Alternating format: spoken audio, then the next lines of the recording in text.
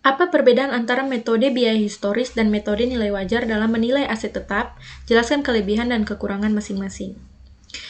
Metode biaya historis menilai aset dari biaya yang diperoleh. Kelebihannya yaitu lebih efektif dan dapat dipercaya. Kekurangannya tidak dapat mencerminkan nilai aset yang sebenarnya.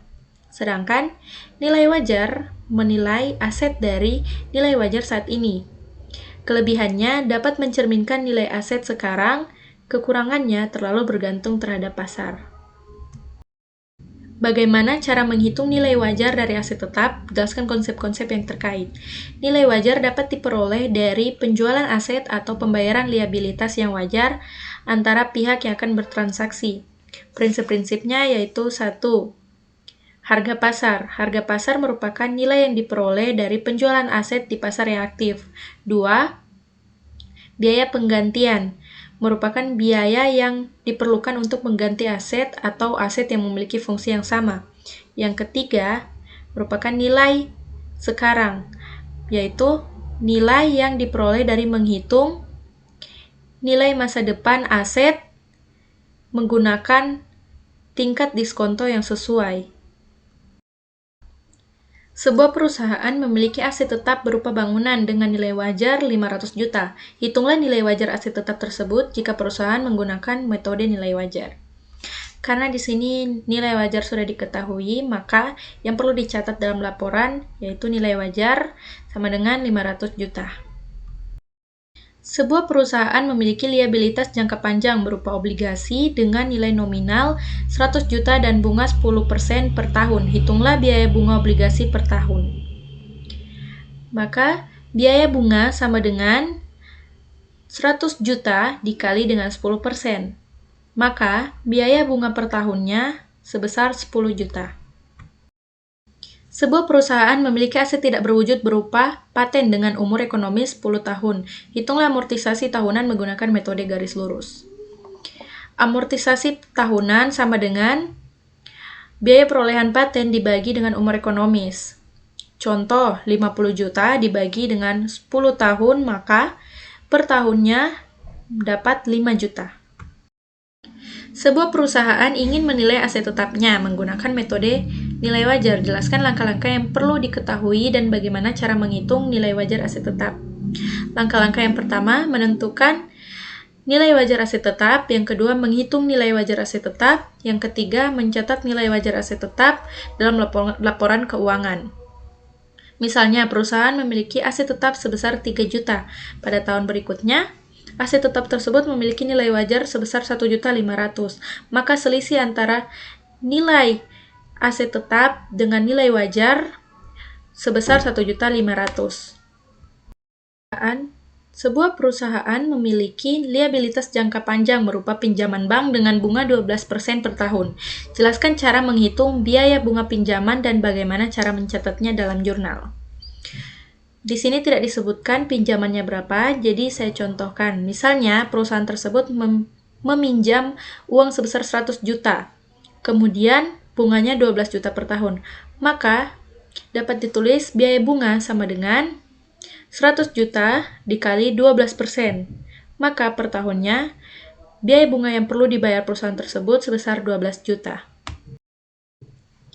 Analisislah bagaimana metode biaya historis dan metode nilai wajar dapat mempengaruhi laporan keuangan perusahaan. Metode biaya historis dapat membuat laporan keuangan lebih efektif dan dapat dipercaya, tetapi tidak dapat mencerminkan harga atau nilai asli aset tersebut. Sedangkan nilai wajar dapat membuat laporan keuangan lebih jelas karena dapat mencerminkan harga aset sebenarnya, tetapi tidak secara subjektif. Analisislah bagaimana liabilitas jangka panjang dapat mempengaruhi kinerja keuangan perusahaan. Liabilitas jangka panjang dapat mempengaruhi keuangan perusahaan karena dapat meningkatkan bunga dan mengurangi kemampuan perusahaan untuk membayar dividen. Maka dari itu, perusahaan perlu mengelola liabilitas jangka panjang ini dengan efektif agar keuangan perusahaan tetap stabil dan sehat. Apa yang dimaksud dengan prinsip akuntansi yang berlaku umum? Jelaskan contoh-contoh prinsip akuntansi yang berlaku umum. Akuntansi yang berlaku umum merupakan pedoman yang digunakan untuk menyusun laporan keuangan yang efektif dan dapat dipercaya. Contohnya, biaya historis menyatakan bahwa aset dinilai berdasarkan biaya pada saat transaksi terjadi. Yang kedua, pengakuan pendapatan menyatakan bahwa pendapatan diakui pada saat diperoleh. Yang ketiga, pengakuan biaya menyatakan bahwa biaya diakui pada periode yang sama dengan pendapatan. Yang keempat, prinsip materialitas menyatakan bahwa informasi akuntansi harus disampaikan secara akurat. Apa yang dimaksud dengan liabilitas jangka panjang? Jelaskan contoh-contohnya.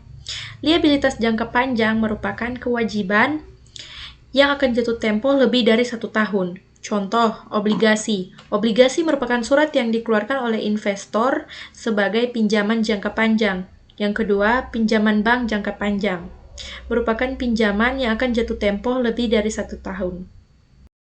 Kemudian, di sini saya ada membuat pertanyaan dan jawaban sendiri. Nomor 1, bagaimana nilai wajar aset tetap dapat membantu dalam pengambilan keputusan investasi? Nilai wajar dapat memberikan informasi yang lebih akurat mengenai harga pasar aset perusahaan, sehingga dapat membuat investor bisa berpikir lebih efektif untuk mengambil keputusan. Kedua, apa peran analisis pasar dalam menentukan nilai wajar aset tetap? Yaitu dengan membantu untuk menetapkan harga yang sesuai dengan aset tetap yang dimiliki perusahaan. Nomor 3, perusahaan ABC memiliki sebuah mesin yang dibeli pada tahun 2020 dengan harga 500 juta. Kemudian pada tahun 2023, perusahaan ingin menilai mesin tersebut menggunakan nilai wajar. Setelah melakukan analisis pasar, perusahaan menentukan bahwa nilai wajar mesin tersebut adalah 700 juta. Bagaimana kenaikan dan berapa nilai wajar mesin tersebut? Maka nilai mesin tersebut sama dengan nilai wajar dikurangi nilai historis, sama dengan 700 juta dikurang 500 juta. Maka selisih antara nilai aset tetap tersebut dengan nilai wajar sebesar 200 juta.